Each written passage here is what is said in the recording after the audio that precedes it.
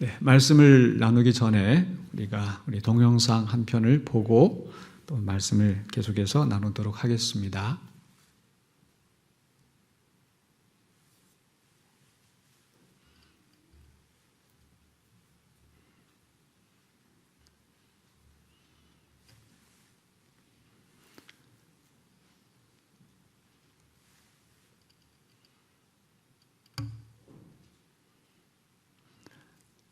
지금 온라인도 이제 또 송출이 돼야 되고 그래서 여러 가지 좀 기술적으로 복잡한 상황에서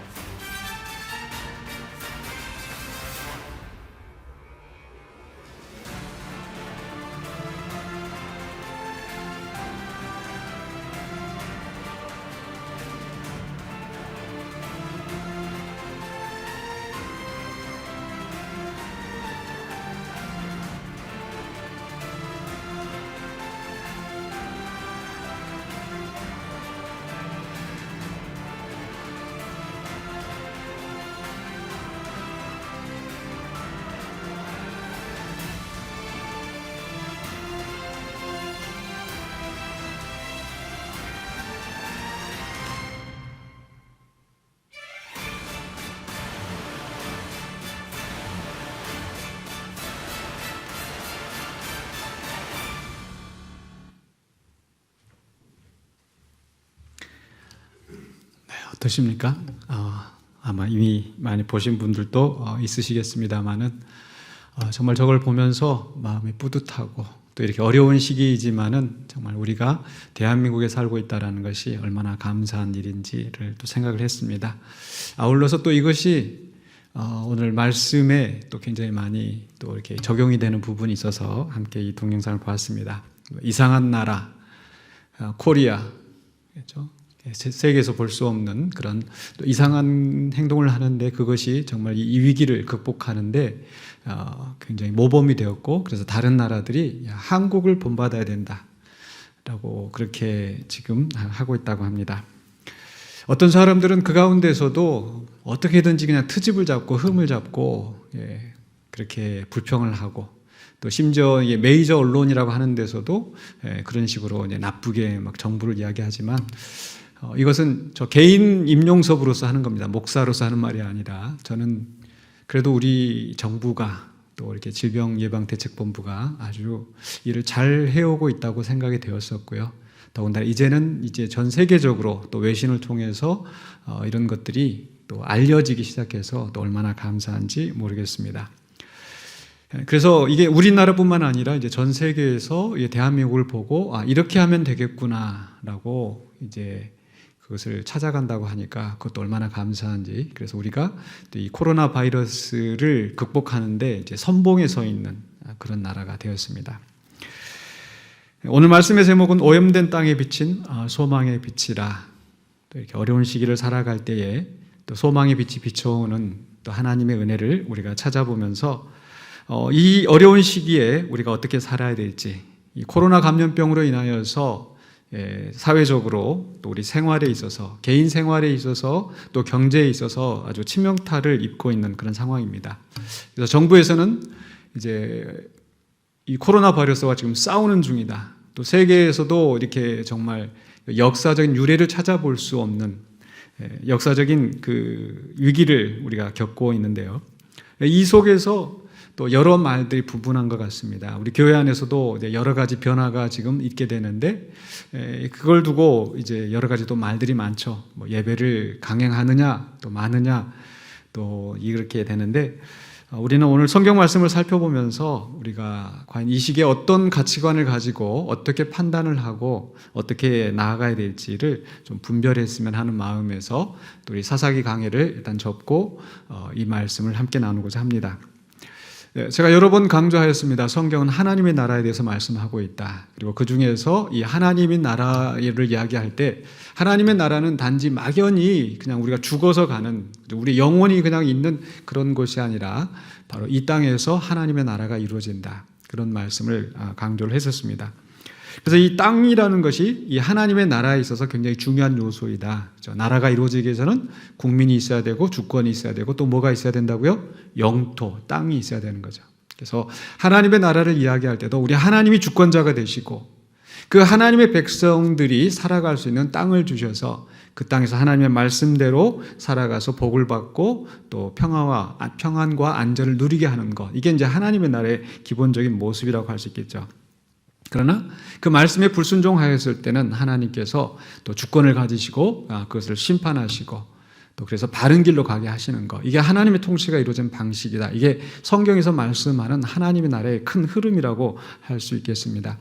근데 그 중에서 이제 성경 속에서도 이 예레미야 선지자가 이 땅에 대해서 굉장히 중요한 강조를 하고 있습니다. 그래서 그 말씀을 이제 그 본문을 오늘 가지고 함께 살펴보기 원하는데요. 일단 오늘 예레미야가 우리 본문 가운데에서 우리에게 주는 말씀은 이 약속의 땅이 더럽혀졌다라는 거예요. 이 더럽혀진 약속의 땅. 하나님께서 이스라엘을 이 타락한 세상 가운데에서 하나님의 나라의 본보기로 세우시고 이들을 통하여서 천하 만민이 복을 얻게 하시려는 그런 계획을 실행하셨어요. 그래서 하나님께서 그들을 이제 아브라함을 택하시고 그 자손들이 번성하게 하시고 또 그들이 가나안 땅에 살 수 있도록 하나님께서 계획하시고 약속하신 거죠. 그래서 오늘 그 본문 말씀 속에서 보면은요, 2장 6절에서 우리를 애굽 땅에서 인도하여 내시고 광야 곧 사막과 구덩이 땅 건조하고 사망에 그늘진 땅 사람이 그곳으로 다니지 아니하고 그곳에 사람이 거주하지 아니하는 땅을 우리가 통과하게 하시던 여호와. 네, 이 말씀은요, 하나님이 어떤 분이셨는가? 바로 이스라엘 백성들을 애굽에서 구출하여 내시고 그 광야의 40년 길 아무것도 없는 그 볼모지 황무지를 무사히 지나오게 하시고, 물론 그 가운데서 이제 이스라엘 백성이 범죄하여서 이제 심판을 받고 세대가 바뀌는 일이 있었지만, 그래도 하나님께서 그 다음 세대를 끝까지 인도하셔서 어떻게 하셨어요? 바로 약속의 땅에 인도하여 들이신 거죠. 바로 젖과 꿀이 흐르는 가나안 땅. 그래서 2장 7절에 보면 이렇게 되어 있습니다. 내가 너희를 기름진 땅에 인도하여 그것의 열매와 그것의 아름다운 것을 먹게 하였거늘. 그러니까 하나님 편에서는 그 약속하신 대로 이스라엘 백성들을 가나안 땅에 정착하게 하시고 그 열매를 다 먹게 하셨어요. 하나님은 약속을 지키셨어요. 그러면서 하나님께서 그 백성에게 요구하신 것이 있죠. 너희가 나의 백성이고 나의 언약 백성이기 때문에, 나의 소유된 백성이기 때문에 내가 너에게 준 이 땅에서 어떻게 살아야 돼요? 하나님의 말씀에 순종하면서 살아야 된다. 순종하면서 살면 하나님께서 그들에게 복을 주시고 평안함을 주시고, 그렇죠? 이른 비와 늦은 비를 때를 따라서 내리게 하시고 그들이 풍성한 그 열매를 먹게 하신다는 것이었죠. 그런데 반대로 그들이 이 하나님의 말씀에 불순종하였을 때는 하나님께서 그 땅에 기근을 내리시고 전염병이 돌게 하시고, 또는 심지어 외적들이 쳐들어와서 그들을 이제 쫓겨가게 할 것이다. 이게 이제 신명기에서 주셨던 말씀인 겁니다. 그렇기 때문에 하나님께서 이 이스라엘 백성들에게 땅을 선물로 주시고 그 땅이 이 백성의 삶의 터전인데, 동시에 이 땅에서 그들이 어떻게 살아야 되는가? 바로 언약 백성으로서 책임을 다하면서 살아야 되는 그런 땅이었습니다. 그런데 불행하게도 오늘 본문 말씀 속에서 보면은 바로 그 하나님, 구원의 하나님, 약속을 신실하게 지키신 하나님을 이스라엘 백성이 어디 있느냐 하지 않았다. 이 말은 뭐예요? 하나님을 찾지 아니하고 또 그 하나님을 버리고 하나님의 말씀에 거역하여서, 바로 2장 7절 후반부에 보면 너희가 이 땅에 들어와서 바로 내 땅을 더럽히고 내 기업을 역겨운 것으로 만들었다. 그 땅은 젖과 꿀이 흐르는 약속의 땅, 기름진 땅이었는데 이 백성이 이 땅에 들어와서 이 땅을 오염시켰어요. 더럽혔어요. 그래서 하나님께서 어떻게 하십니까? 바로 신명기에 있는 말씀대로 그들에게 저주의 심판을 내리실 수밖에 없다라는 거죠. 그것을 예레미야는 어떻게 표현하는가 하니 2장 9절에서 보면 이렇게 되어 있어요. 그러므로 내가 다시 싸우고 너희 자손들과도 싸우리라. 그전에는 하나님께서 그 자손들의 번성을 약속하시고 그들에게 복을 주신다고 하셨는데, 그러나 그들이 그 땅에서 하나님의 말씀에 순종하지 않으며 살기 때문에 하나님이 오히려 그들과 싸우신다. 그 자손들과 싸우신다. 어떻게 싸우실까요? 바로 그 땅에 재난과 질병이 있게 하시고, 또 바로 예레미야 시대에 있었던 바로 바벨론이 쳐들어와서 그 땅을 완전히 파괴시키고 그 백성들을 포로로 끌어가는 그런 역사가 있었던 것입니다. 바로 이제 이 땅을 상실하게 된 겁니다. 그리고 이방 땅에 가서 그들이 포로로 살아가게 된 거죠. 그러나 하나님은, 우리 은혜의 하나님은 바로 심판이 끝이 아니라 바로 그 이후에, 심판 이후에 또 회복과 구원이 있을 것을 항상 약속하셨습니다. 예레미야도 마찬가지로 이 심판의 말씀을 선포하면서, 그러나 이제 후반부에 넘어가면 또 중간중간에 바로 하나님이 구원하시고 회복하신다라는 약속의 말씀을 선포합니다. 바로 땅에 이 백성들이 돌아올 것이다. 그리고 다시 이 땅에서 번성의 복을 누릴 것이다. 예레미야가 예언했던 말씀은 1차적으로 바벨론 포로 귀환으로 성취가 되었습니다. 더럽혀졌지만은 하나님께서 다시 그들을 이 땅에 돌아오게 하셔서 70년 안식의 기간을 지난 후에 이들이 다시 이 땅에 와서 다시 성전을 짓고 다시 도시를 재건하는 그런 역사가 있었습니다. 자, 그런데 바로 이 말씀이 우리와 무슨 상관이 있는가? 이스라엘 백성들이 포로로 끌려갔다가 다시 그 땅에 돌아와서 그 나라를 재건하고 이것이 우리와 어떤 상관이 있는가? 바로 이스라엘은 아까 하나님의 나라의 본복이라고 그랬었죠.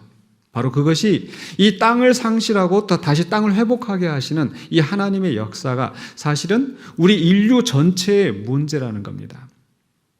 그리고 또 인류 전체를 위한 하나님의 은혜를 그 가운데서 볼 수 있다는 거죠. 그래서 우리가 두 번째로 생각할 것은요, 바로 이 저주받은 세상의 땅. 이스라엘 백성이 그 약속의 땅에 들어가서 하나님의 말씀에 불순종함으로 말미암아 그 땅을 더럽혔다고 그랬는데, 바로 이 세상이, 우리가 살고 있는 이 땅이 하나님의 저주 아래 놓여 있다라는 것. 왜 그렇습니까? 하나님이 맨 처음에 세상을 창조하셨을 때는 그렇지 않았습니다. 하나님 보시기에 모든 것이 선하고 좋았습니다. 심히 좋았습니다. 그러나 그곳에 하나님의 형상으로 짐을 받아 세워진 아담과 하와가 하나님의 말씀에 불순종하고 하나님과 똑같이 되어서 스스로 선과 악을 판단하면서 하나님의 뜻과 상관없이 자기들의 욕심을 채우려고 했던 바로 그 아담과 하와의 범죄로 말미암아 어떻게 됐습니까? 땅이 저주를 받게 된 거죠. 바로 창세기 17장에서 바로 이렇게 말씀합니다. 하나님께서 아담에게 이르시되 내가 내 아내의 말을 듣고 내가 내게 먹지 말라 한 나무의 열매를 먹었은즉, 계속해서 땅은 너로 말미암아 저주를 받고 너는 내 평생에 수고하여야 그 소산을 먹으리라. 땅이 내게 가시덤불과 엉겅퀴를 낼 것이라. 짧은 말로 나와 있지만은 사실 우리가 이 타락한 이후로 이 온 세상에 바로 하나님의 저주가 임하여서 이제는 우리가 아무리 열심히 노력을 해도 정상적으로 그 열매를 거두지 못하고 이 땅에서 많은 재난과 기근과 질병과 죽음이, 슬픔이 이 땅을 지배하는 그런 세상이 되었다라는 거죠. 그렇기 때문에 우리는 지금 이 코로나 바이러스가 이제 세계적으로 이게 창궐을 하고 있는 이 시기에 도대체 왜 이런 일이 일어났는가? 여러 가지 이야기들이 나옵니다. 어떤 사람은 교회 안에서 지금 나오는 이야기들이죠. 어떤 사람들은 이게 우한에서 중국에서 이제 발생이 됐는데 중국이 그 공산당이 이 교회를 핍박했기 때문에 이런 일이 생겼다. 또 어떤 사람은 우리나라에서 뭐 최근 어제 지난 주일 날인가도 보면은 뭐 예배를 안 드려서 우리가 이렇게 한 거다. 다윗과 같은 대통령이 없기 때문에 그런 것이다. 별 소리들을 다 하고, 저는 그런 메시지를 들을 때에 우리 하나님이 도대체 그러신 분인가? 물론 하나님께서는 범죄할 때 심판하시는 하나님 맞으세요. 그러나 그렇게 어떤 일부를 치시기 위하여서 전 세계적인 대유행병으로 만들어서 결국 그 속에서 선한 사람들도 고통을 당하게 하는 이런 하나님이실까? 과연 재앙이라는 것이, 지금 우리가 겪고 있는 이런 재앙이 하나님께서 그냥 분노하셔서 그냥 앞뒤 구분하지 않고 앞뒤 분간하지 못하고 그냥 병해서 그것으로 인하여서 이렇게 많은 사람들이 고통을 받고 오히려 그것 때문에 예배가 끊어지게 하시고 그렇게 하셨을까? 저는 그게 굉장히 우리 하나님을 표현이 좀 죄송합니다. 쫀쫀하게 만드는 것 같아요. 우리 하나님 그런 쫀쫀한 하나님이신가? 제가 언젠가도 그런 말씀 드렸는데, 제가 잘 아는 정말 신앙이 아주 순수하고 아주 열심히 있는 그 부부를 알고 있는데, 가게를 하면서 정말 하나님께 영광을 돌리려고 하고, 그러면서 매 첫 수입은 항상 먼저 모아서, 그리고 매 그 번 소득에서 또 11조를 꼬박꼬박 내고. 근데 한번 교회 일터에서, 가게에서 기계가 큰 고장이 나고 손실이 났어요.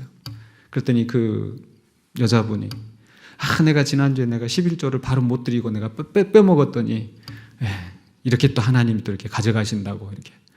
제가 그 얘기 듣고 뭐라고 했어요? 왜 그렇게 우리 하나님을 쫀쫀하게 만드시냐고. 하나님 그렇게 쫀쫀하신 하나님인가? 제가요, 교회에서 우리 이제 어린 자녀들을 데리고 그 교회에 와서, 또 이제 할머니들이 애들 데리고 와서 애가 이제 칭얼대잖아요. 그럼 제가 옆에 지나가면 뭐라고 하는 줄 아세요? 너 계속 울면 목사님이 이놈한다? 아니, 제가 어디 봐서 칭얼대는 애기 제가 이놈할 사람 같이 보입니까? 제가 그런 사람이에요? 괜히 이 아이들한테 왜 저를 이렇게 공포의 목사로 만드냐고요. 무슨 얘기인지 아시겠죠? 우리가 왜 하나님을 괜히 그렇게 이상한 하나님으로 만들어버려요?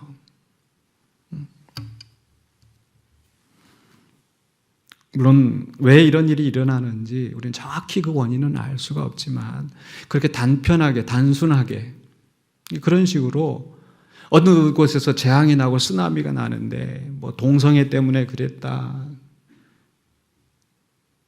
동성애를 찬성해서가 아니라 그런 식으로 이 재난당하고 고통당하는 사람들의 마음에 더 아프게 만드는, 마치 욥의 친구들처럼 그렇게 하지 말자는 거죠. 저는 좀 더 성경의 원리에 따라서 이렇게 이 땅의 재난과 질병과 또 기근과 이런 고통이 끊이지 않는 것은 바로 이미 우리는 오염된 땅, 저주받은 땅에 살고 있기 때문이라는 겁니다. 바로 그런 재난이 일어나는 것은 하나님이 변덕스럽게, 하나님이 쫀쫀하게 분노해서 그런 일이 일어나는 것이 아니라 바로 하나님의 형상으로 지음받은 인간이 사랑의 하나님을 거스르고 그 선하게 창조하신 세상을 오염시킨 결과로 말미암은 그런 재난이고 질병이지. 그러나 그 가운데서도 이 땅이 저주를 받았지만은 그럼에도 불구하고 또 선이 남아있는 것은 그나마 하나님의 은혜이고요. 사람들에게 양심을 주셔서 그래도 이 세상이 지속되도록 하시는데 여전히 우리 죄의 본성들이 우리를 지배하고 있기 때문에 그런 속에서 사람들이 어떻게 살아요? 바로 하나님이 주신 이 선한 창조의 세상을 그대로 선하게 유용하는 것이 아니라 남용하고 유전자를 조작하고 생태계를 파괴하고 곳곳에 쓰레기를 버리고, 어떻게 보면은 바이러스보다 더 무서운 것이 인간, 이 생태계의 인간이다라고 할 정도로, 그런 말이 나올 정도로 우리 인간이 이 땅을 남용하고 있어요. 생태계를 파괴하고 있어요. 생태계뿐만 아니라 우리가 사는 사회가 어떠합니까? 바로 약육강식, 적자생존, 부익부 빈익빈.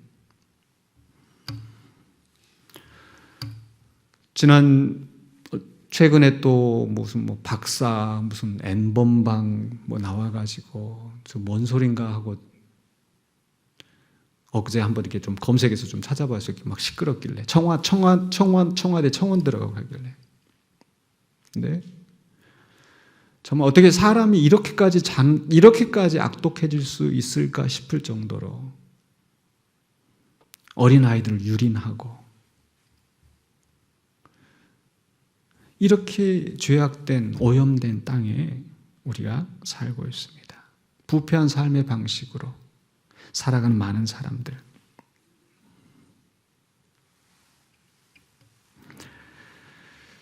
우리는 저주받은 땅에서 지금 살고 있습니다. 오염된 땅에서 살고 있습니다. 그런데 감사하게도 바로 이 저주받은 땅에 비치는 소망의 빛이 있습니다. 그 빛이 무엇일까요? 이사야서 9장 2절에 이렇게 말씀합니다. 흑암에 행하던 백성이 큰 빛을 보고 사망의 그늘진 땅에 거주하던 자에게 빛이 비치도다. 바로 앞에 이사야서 8장에 보면은요, 이 백성이 하나님의 말씀에 순종하지 않고 엉뚱한 길로 가서 흑암이 있을 것이다.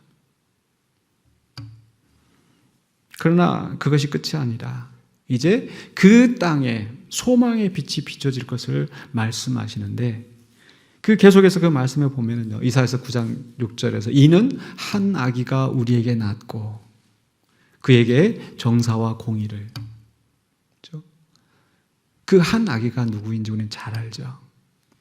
예레미야도 역시 마찬가지로 이 땅이, 이스라엘 백성이 이 땅에 들어와서 이 땅을 더럽히고 오염시키고, 그래서 하나님께서 이 백성을 이 땅에서 뽑아서 저 먼 나라로 보내버리고 이렇게 심판하셨는데 그게 끝이 아니라 예레미야서 23장 5절에서 여호와의 말씀이니라 보라 때가 이르리니, 보라 때가 이르리니 내가 다윗에게 한 의로운 가지를 일으킬 것이라. 예레미야 23장 5절에 하나님께서 의로운 가지를 일으키셔서 그가 왕이 되어 지혜롭게 다스리며 세상에서 정의와 공의를 행할 것이며, 이 다윗에게 난 의로운 가지가 누굽니까? 바로 다윗의 자손으로 낳으신 예수 그리스도. 바로 예수 그리스도를 통하여서 소망의 빛이 비치게 하시고 이 오염된 더럽혀진 이 땅을 회복하게 하시고 다시 이 세상에 정의와 공의가 이루어지도록 하시는 것. 이게 하나님께서 계획하시고 선지자들 통해서 선포하셨던 말씀입니다. 그런데 그 예수 그리스도께서 이 땅에 오셔서 십자가에 못 박혀 죽으시고 우리의 죄를 대속하시는 그 구원의 역사를 이루셨을 뿐만 아니라 또 한 가지 중요한 일을 하셨어요. 그 일이 무엇입니까? 바로 12제자를 세우시고 새 이스라엘을 출범하게 하시고 그 12제자를 세우셔서 그 12제자를 통해서 뭘 세우셨어요? 교회를 세우셨습니다. 그래서 우리가 예수님은 우리 교회의 머리가 되시고 교회는 뭐다? 예수님의 몸이라는 겁니다. 그래서 바로 예수님이 이 세상의 소망의 빛이 되시는데 또한 그 예수님께서 이 땅 위에 교회를 세우시고 그리고 그 교회의 성도들에게 제자들에게 너희는 세상의 무엇이라? 빛이라. 너희는 세상의 소금이라. 바로 이 흑암이 가득한 땅에 소망의 빛이 되신 예수님께서 우리를 가리켜서 너희가 세상의 빛이라. 썩어져가는 세상의 소금이라. 물론 교회가 때로는 타락하고 재구실을 못하고 그럴 때도 있지만은 그럼에도 불구하고 저는 교회가 이 땅의 소망이 되는 줄로 믿습니다. 우리 주님께서 말씀하셨잖아요. 음부의 권세가 교회를 이기지 못하리라. 교회의 역사를 보면은요, 정말 교회조차 타락해서 정말 소망이 없고 정말 이 인간의 역사는 그게 끝이 아닌가 싶을 그 정도가 되었어도 그래서 하나님께서는 다시 그곳에서 개혁하게 하시고 복음의 역사가 온 땅에 전파되게 하시고 하나님의 나라를 이루어 가셨습니다. 그렇기 때문에 여기에 우리는 소망이 있는 줄로 압니다. 그래서 마지막으로 우리가 생각할 것은요. 그러면 우리가 어떻게 살 것인가? 이제 바로 교회 그리스도의 몸된 교회 성도들로서 우리는 어떻게 살아야 할 것인가? 첫 번째로는요. 바로 죄와 싸우며 살아야 됩니다. 죄로 말미암아 이 땅이 더럽혀졌기 때문에 그 더럽혀진 이 세상 속에서 우리도 어쩔 수 없이 그 죄와 더불어서 살아가는 것이 아니라 죄와 싸우면서 살아가야 되는 거예요. 그렇잖아요. 지금도 코로나 바이러스가 막 다 퍼지고 있어요. 그러니까 바이러스가 다 퍼졌으니까 그냥 바이러스랑 적당히 그냥 살지 이러지 않잖아요. 여러분 왜 지금 마스크를 쓰고 계세요? 왜 손 세정제를 이게 씻어가지고 다 이렇게 위생을 하세요? 바로 바이러스와 싸우기 위해서. 죄와 싸우며 살아야 돼요. 타락한 이후에 창세기 3장에서 인간이 타락하고 그 타락으로 말미암아 그 죄로 말미암아 땅이 저주를 받았는데 하나님께서 가인에게 하셨던 말씀이 있어요. 4장 7절에 내가 선을 행하면 어찌 나트를 들지 못하겠느냐 선을 행하지 아니하면 죄가 문에 엎드러져 있느니라. 같이 한번 읽어볼까요? 죄가 너를 원하나 너는 죄를 다스릴지니라. 죄가 바이러스처럼 우리 사람 속에 기생해서 죄가 우리를 다스리려고 해요. 우리를 지배하려고 해요. 우리를 파괴하려고 해요. 그러나 우리는 그 죄를 다스릴지니라. 즉 죄악된 본성에 끌려서 살지 말고 그 죄를 다스리며 죄와 싸우면서 이기며 살아야 된다는 거죠. 근데 그 죄를 이길 수가 있어요? 없어요? 이길 수가 없어요. 그리고 죄성에 이미 짓눌려 있어서 사도 바울조차도 우리에게 이런 얘기를 합니다. 로마서 7장 21절로 22절에 그러므로 내가 한 법을 깨달았느니 곧 선을 행하기 원하는 나에게 악이 함께 있는 것이로다. 내가 선을 행하면 창세기 4장 7절에서 선을 행하면은 낯을 들지 못하겠느냐. 너는 죄를 다스려라. 그래서 우리는 정말 죄를 다스리면서 살기를 원하지만은 그러나 내 속에 악이 함께 있어서 내 속사람으로는 하나님의 법을 즐거워하되 23절에 내 지체 속에서 또한 다른 법이 내 마음의 법과 싸워 내 지체 속에 있는 죄의 법으로 나를 사로잡는 것을 보는도다.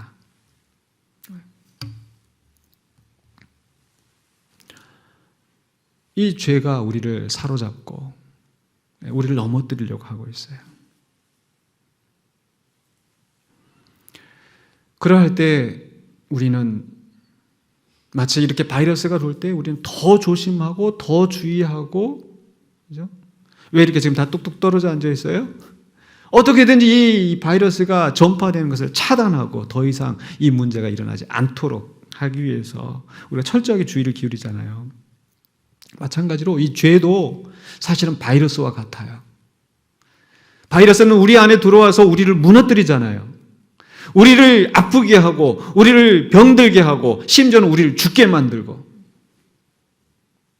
마찬가지로 죄가 우리 안에 들어와서 우리를 넘어지게 하고 결국은 사망에 끌려가게 만들고, 근데 거기서 나한테만 끝나는 것이 아니라 어때요?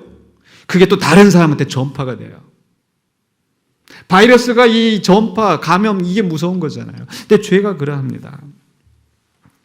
바로 이 죄 때문에 우리 조상들의 죄가 우리 안에 들어와서 또 이 다른 사람들이 죄 짓는 걸 보고 그걸 또 따라가면서 이스라엘 백성들이 가나안 족속들과 함께 살면서 그들을 따라가면서 하나님께 범죄하였던 것처럼, 그래서 하나님께서 다 쫓아내라 격리시킨 거예요.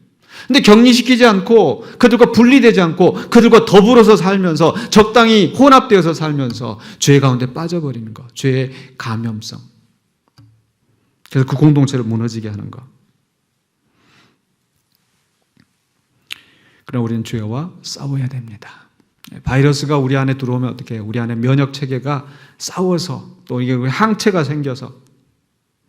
근데 이 바이러스 이제 백신을 이제 개발하는 일이 남았는데 그 백신 어디서부터 이렇게 개발을 해요? 그걸 싸워서 이긴 사람의 항체를 연구를 해가지고 그것을 통해서 백신을 만들잖아요. 우리는 바로 이 죄와 싸워서 이기신 분이 있으세요. 누굽니까? 예수 그리스도. 바로 그 예수 그리스도의 피가 우리를 구원하시고 죄와 사망을 이기신 그분이 우리 안에 계실 때 우리가 죄를 이기게 될 줄로 믿습니다. 그래서 예수님께서는 바로 십자가에 못 박혀 죽으셔서 우리의 죄를 사해 주셨을 뿐만 아니라 성령을 받으라. 보혜사 성령이 너희에게 오시면. 그래서 이미 우리에게는, 우리가 예수 그리스도를 믿음으로 말미암아 우리 안에 누가 있어요? 성령이 계시는 줄로 믿습니다. 그래서 아까 7장에서, 로마서 7장에서 바로 이 다른 법이 나를 지금 사로잡고 있는데, 악이 나와 함께 있는데 내 안에 소망이 있는 것은 내 안에 그리스도의 영이 있기 때문이라고 로마서 8장이 이야기하는데요. 로마서 8장 11절에 이렇게 되어 있어요. 예수를 죽은 자 가운데서 살리신 이의 영이, 바로 성령이 너희 안에 거하시면 그리스도 예수를 죽은 자 가운데서 살리신 이가 너희 안에 거하시는 그의 영으로 말미암아 너희 죽을 몸도 살리시리라. 죄의 바이러스로 말미암아 죽을 수밖에 없던 우리들을 바로 예수 그리스도의 항체가 우리 안에 들어와서 우리를 살리게 하신다는 거죠. 그래서 12절에 계속해서 같이 한번 읽어보십시다. 그러므로 형제들아 우리가 빚진 자로 돼 육신에게 져서 육신대로 살 것이 아니니라. 빚진 자, 누구에게 빚졌어요? 예수님의 은혜에 빚졌어요. 하나님의 사랑에 빚졌어요. 그 하나님의 사랑이, 하나님의 은혜가, 성령님의 역사하심이 이제 우리를 새롭게 하시고 우리를 살리셨고, 그래서 우리는 빚진 자로서 이제 우리가 어떻게 살아야 돼? 육신에 져서 육신대로 살 것이 아니라 하나님의 영을 따라 살아야 된다는 겁니다. 13절에 계속해서 너희가 육신대로 살면 반드시 죽을 것이로되 영으로서 몸의 행실을 죽이면 살리니. 우리 안에 계신 성령을 힘입어서 우리는 무엇과 싸워야 된다고요? 죄와 싸우면서 살아가야 돼요. 우리 힘으로는 할 수 없지만, 우리 힘으로는 이길 수 없지만 성령님의 도우심을 구하면서 우리 육신의 소욕을 죽여가면서 매일매일 하나님을 의지하면서 나아갈 때 우리는 죄를 이기게 될 수 있을 줄로 믿습니다. 어떻게 살아야 되는가? 첫 번째는 죄와 싸우면 살아야 돼요. 두 번째로는요, 바로 하나님의 말씀을 따라 선한 일에 힘써야 됩니다. 아까 가인에게 주셨던 말씀, 네가 선한 일을 행하면 낯을 들지 못하겠느냐. 우리 안에 죄가 있어서 죄와 싸우고 죄를 안 지어야지, 그것만이 다가 아니라 더 적극적으로 선한 일에 힘쓰는 자가 되어야 돼요. 디도서 2장 14절입니다. 그가 우리를 대신하여 자신을 주심은 모든 불법에서 우리를 속량하시고 우리를 깨끗하게 하사, 우리를 속량하시고 깨끗하게 하셔서 그저 천국에 들어가게 이게 다가 아니고 뭐예요? 같이 한번 읽어봐요. 선한 일을 열심히 하는 자기 백성이 되게 하려 하심이라. 이제 우리는 예수 그리스도의 백성이 되어서 만왕양 만주의 주가 되신 그분의 백성이 되었기 때문에 이제 선한 일을 해야 돼요. 선한 일을 하는데 얼마만큼 할까요? 열심히 하는 자가 되게 하시려고. 그래서 디도서 3장 8절에서도 계속해서 바로 이 디도에게 바울이 권면하는 말입니다. 너는 이 여러 것에 대하여 굳세게 말하라. 복음을 선포하고 하나님의 말씀을 가르치고 교회 안에서. 왜? 무엇 때문에? 이는 하나님을 믿는 자들로 하여금 조심하여 선한 일을 힘쓰게 하려 함이라. 이것은 아름다우며 사람들에게 유익하니라. 강단에서 이 말씀을 선포하는 이유가 바울이 디도에게 네가 강단에서 외쳐야 될 거 바로 이 복음을 선포하고 이 말씀을 굳세게 말하라. 뭐하게 하려고요? 선한 일을 힘쓰게 하도록. 그래서 우리는 하나님의 말씀을 따라서 선한 일에 힘써야 됩니다. 그럼 어떻게 하는 것이 선한 일에 힘쓰는 것일까? 저는 그 말씀에 우리 핵심이 있죠. 하나님의 말씀의 핵심, 하나님의 율법의 핵심이 뭡니까? 하나님을 사랑하고 이웃을 사랑하고. 당연히 우리는 하나님을 사랑하는 거, 하나님께 영광을 돌리고 하나님께 예배하고 중요하죠. 근데 그게 전부가 아니고 또 우리는 이웃을 사랑해야 돼요. 지금 이제 최근에도 지금 이렇게 어려운 상황이 되니까 예배를 못 드리고 이렇게 되니까 어떤 사람들은 그래도 예배를 드려야지. 하나님의 말씀대로 지켜야지. 라고만 얘기하는데 그분들이 놓치는 부분이 있어요. 바로 이웃 사랑에 대해서 과연 우리가 어떻게 받아들여야 될까? 우리가 지금 예배를 절제하는 것은 지금 하나님을 덜 사랑해서가 아니고 이웃에게 피해를 주지 않기 위해서 이웃 사랑에 하나님의 명령에 실천하는 그런 것인 줄로 믿습니다.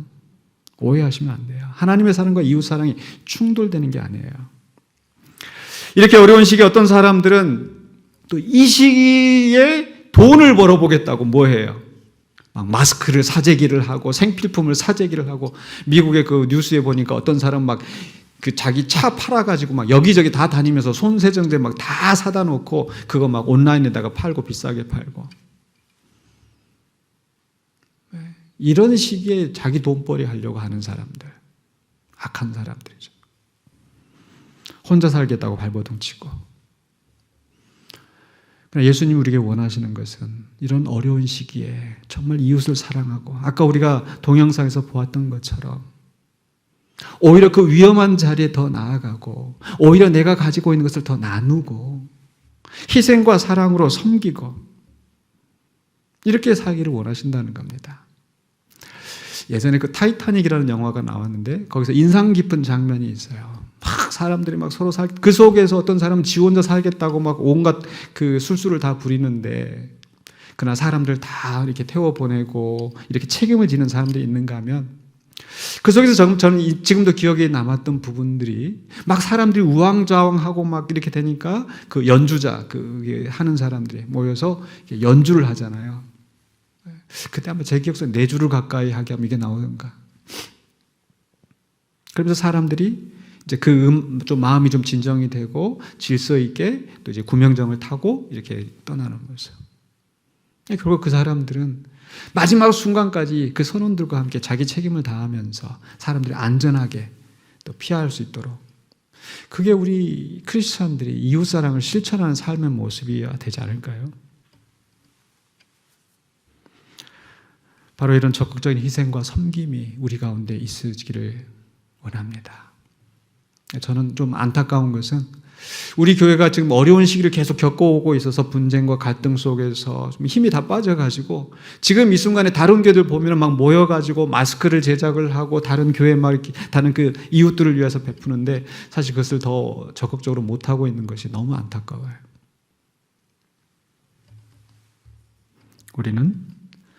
죄와 싸울 뿐만 아니라 또 뭐 해야 된다고요? 선한 일에 힘쓰는 자가 되어야 됩니다. 이 오염된 세상에서, 재난 속에서 사람들이 고통을 받고 있을 때 우리는 희생과 섬김으로 다른 사람을 돕는 자가 되어야 되겠습니다. 마지막으로 세 번째로는요, 바로 바른 리더십을 따라야 된다. 바른 리더십이 세워지고 그 리더십을 따라가야 돼요. 그렇죠? 우리나라가 이렇게 세계적인 모범이 될 수 있었던 데는 또 정부가 또 주도적으로 신속하게, 아까 나왔잖아요, 투명하게 개방하고 사람들이 다른 사람이 뭐라고 하든지 거기에 연연해하지 않고 오로지 국민을 살리기 위해서 투명하게, 민주사회의 핵심, 우리가 바르게 살기 위해서는 바른 지도자들이 세워지고 또 그 바른 지도자들을 따라가야 돼요. 예수님께서도 경고하셨잖아요. 소경이 소경을 인도하면은 함정에 빠지게 됩니다. 바로 이사야서 9장 16절에서도 이렇게 선지자가 경고합니다. 백성을 인도하는 자가 그들을 미혹하니 인도를 받는 자들이 멸망을 당하는도다. 예레미야도 마찬가지예요. 오늘 본문 말씀 속에서 2장 8절에서 제사장들은 여호와께서 어디 계시냐 말하지 아니하였으며 율법을 다루는 자들은 나를 알지 못하며 관리들도 나에게 반역하며 선지자들은 바알의 이름으로 예언하고 무익한 것들을 따랐느니라. 왜 그 백성이 이 땅에 들어와서 그 땅을 더럽히고 하나님의 저주를 받아서 심판을 받아서 그 땅에서 쫓겨나가게 되었는가? 제사장들이, 선지자들이, 율법을 맡은 자들이, 관리들이 제 역할을 하지 못하고 백성을 제대로 이끌지 못했기 때문에. 그래서 우리는 바른 지도자들이 세워지길 위해서 기도하고, 또 우리 교회뿐만 아니라 또 이 사회에서도, 일반 영역에 있어서도 또 바른 지도자들이 세워지고 또 바른 지도자들의 순종을 해야 돼요. 아까 디도서에서 계속해서 선한 일에 힘쓰게 한다 이렇게 했는데 디도서 3장 1절에서도 이렇게 말씀하고 있어요. 너는 그들로 하여금 통치자들과 권세 잡은 자들에게 복종하며 순종하며 모든 선한 일 행하기를 준비하게 하며, 통치자들이, 또 바른 통치자들이 세워지고 또 그들이 또 이끌어가는 길에 우리는 복종하고 순종해야 될 의무가 있는 겁니다. 그러니까 아까 예레미야에서도 제사장들만 있는 게 아니라 선지자들만 있는 게 아니라 율법을 다루는 자들, 또 관리들, 그렇죠? 일반 영역에서 그 백성들을 지도해야 되는 그 지도자들이 제 역할을 하지 못하면 백성들이 타락하게 되고 망가지게 되는 거고, 마찬가지로 우리나라에서도, 이 사회에서도 단지 교회 지도자들뿐만 아니라 정치인들, 공무원들, 제대로 된 사람이 서서 자기들의 일에 충실할 때에 이 나라가 제대로 가게 될 줄을 믿습니다. 그리고 우리는 그들이 하는 선한 지도를 따라가야 돼요. 그들도 다 전문 지식을 가지고 또 선한 영심을 가지고 이렇게 이 전염병과 싸우기 위해서 해나가고 있는데, 거기에 그냥 지금 이제 예배에 대해서 이게 뭐라고 하니까 뭐 종교 탄압이다, 또 너무 극단적인 그런 반응을 보이는 게 저는 좀 바람직하지 않은 것 같아요. 왜 정부가 왜 우리 굳이 종교를 탄압하고 교회를 탄압할 이유가 없어요. 질병과 싸우기 위해서 상식적인, 의학적인 필요한 조치를 취하는 거죠. 근데 그걸 부인하고 어떤 사람은 그랬다죠. 예배하면 하늘에서 신선한 공기가 내려오니까 다 마스크 벗으라고 이렇게 집회하면서.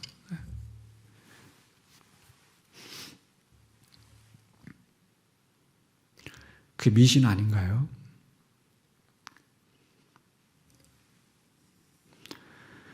다 과학자들도 의사들도 하나님 주신 일반 은총에 의해서 자기 분야의 전문적인 지식을 가지고 이 사회를 돕는 거예요. 그래서 우리도 그런 일들을, 그런 데 협력해야 된다는 거죠. 심지어 어떤 교회는 또 뉴스가 크게 나왔던 뭐 교회 그 치유 사역한다고 10만 명을 치유했다고 우리 하면서, 다 뉴스 들으셨으니까 뭐 아시고, 은혜의 강 교회, 그래가지고 왜 막 소금물을 막 입에다 뿌리고, 그래 그것 때문에 더 막 퍼지고, 이게 도저히 비상식적인 일들을 하면서 하나님께서 다 해주신다고, 믿음만 있으면 된다고. 미신입니다. 어떤 분은 그걸 가지고 우리 교회다가 소금을 뿌리는 교회처럼 비유하시고 막 교인들한테 그걸 막 문자로 보내시는데, 그분은 정작 우리 교회에 들어오면서 열을 체크하고 들어야 된다니까 왜 열을 재냐고 하면서 오히려 거부하고, 그런 분이 하실 말은 아닌 것 같은데, 상식적으로 과학적인 지식, 의료적인 지식을 무시하면 안 된다라는 겁니다. 교회 안에서도 많은 얘기들이 오고 갑니다. 예배를 강행해야 된다. 예배 드리지 않으면은 정말 이게 하나님을 제대로 믿지 않는 것처럼, 우리 예배 드리지 않는 게 아니잖아요. 우리 최소한을 하면서 또 정말 우리는 이 상황들을 지금 잘 신중하게 살펴보면서 해야 되는 거죠. 근데 저는 만약에 지금 예수님이 이 21세기에 바로 이 자리에 계신다면 예수님이 어떻게 하셨을까? 예수님은 어떻게 하셨을까요? 예수님은 우리가 어떻게 하기를 원하실까? 보면은요, 예수님께서 특히 그 종교 지도자들에게 미움을 받았던 이유 중에 하나가 뭐예요? 안식일에 병자를 고치시는 것 때문에. 세리와 죄인들을 가까이 하시고, 그 당시에 사람들이 자기들이 가지고 있는 종교적인 전통으로는 세리와 죄인들을 가까이 하면 안 되는데, 예수님은 그들과 함께 식사하고 그들과 함께 어울리면서 그렇게 있는 것을 보고 바리새인과 서기관들이 정죄를 해요. 안식을 안 지켰다고, 세리와 죄인들을 가까이 한다고. 그때 예수님이 뭐라고 말씀하세요? 마태복음 9장 13절에 같이 한번 읽어보십시다. 너희는 가서 내가 긍휼을 원하고 제사를 원하지 아니하노라 하신 뜻이 무엇인지 배우라. 예수님이 원하시는 것은요, 바로 긍휼을 원하고 제사를 원하지 아니하노라. 하나님, 우리가 그저 매일 그냥 이웃 또 이 나라가 어떻게 되는지 신경도 안 쓰고 그저 와서 예배 드리는 걸 하나님이 진짜 좋아하신단 말이에요. 바리새인과 서기관들이 저 안식일 안 지키라고 정죄하는 것과 뭐가 다릅니까? 바로 예수님은 호세아서 6장 6절에 이 말씀을 인용하시면서 나는 인애를 원하고 제사를 원하지 아니하며 번제보다 하나님을 아는 것을 원하노라. 그저 예배 드려야 된다고, 그저 기도하면 낫는다고 하는 말이 신실하고 참 신앙적인 말 같지만 과연 그게 하나님이 원하시는 것일까? 우리 하나님이 원하시는 것은, 우리 예수님이 우리에게 보여주신 것은 바로 긍휼을 베풀고 인애를 베풀고 이웃을 섬기고 형제를 사랑하며 이렇게 살아가는 것을 우리에게 원하셨다는 거죠. 이제 말씀을 마무리하려고 합니다. 거짓 선지자들의 메시지에 우리는 속지 말고 분별해야 되겠습니다. 그러면서 우리는 이 오염된 땅 속에서 정말 바른 말씀을 분별하고 우리가 해야 될 우리의 사명을 감당하면서 살아낸다는 거죠. 물론 우리가 이렇게 열심히 산다고 해서 세상이 어째 완전하게 좋아지느냐, 그렇게 되지는 않습니다. 이 완전한 회복은, 이 오염된 땅이 정말 완전하게 변화되는 것은 바로 우리 예수께서 다시 오셔서 만왕양 만주의 주로서 온전히 서게 되실 때, 바로 새하늘과 새 땅이 이 땅에서 이루어질 때, 그때 온전히 회복될 줄로 믿습니다. 그럼 그때까지 우리는 어떻게 살아야 돼요? 바로 이 오염된 땅에서 빛과 소금으로 살아야 돼요. 바로 그 오염된 땅에 비치는 소망의 빛으로 우리를 세우셨기 때문에, 바로 대한민국이 정말 투명하게 그걸 개방하면서 최선을 다하여서 그 했던 것이 바로 다른 나라에서 이제 모범적인 케이스가 되어지고 이제 이렇게 하면 될 수 있겠다 하고 어떤 희망을 보여줬던 것처럼, 바로 우리 교회가 이 세상 속에서 죄와 싸우면서 하나님의 말씀대로 선한 일을 행하면서 또 바른 지도자들이 세워지고 그 지도자들이 순종하면서 살아가는 그 모습을 보면서 정말 저렇게 살아야 되겠구나. 그렇게 모범이 되는 우리 교회가 되기를 주의 이름으로 간절히 축원합니다. 기도하겠습니다.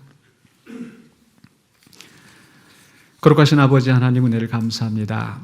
오늘 우리에게 주신 말씀을 통하여서 우리가 이 재난과 어려움 속에서 어떻게 살아야 될지 다시 한번 주의 말씀의 교훈을 듣습니다.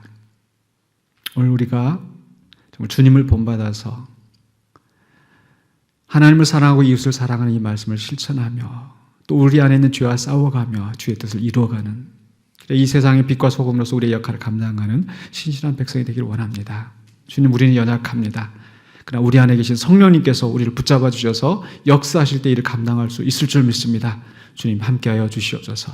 예수 그리스도 이름으로 기도하옵나이다. 아멘.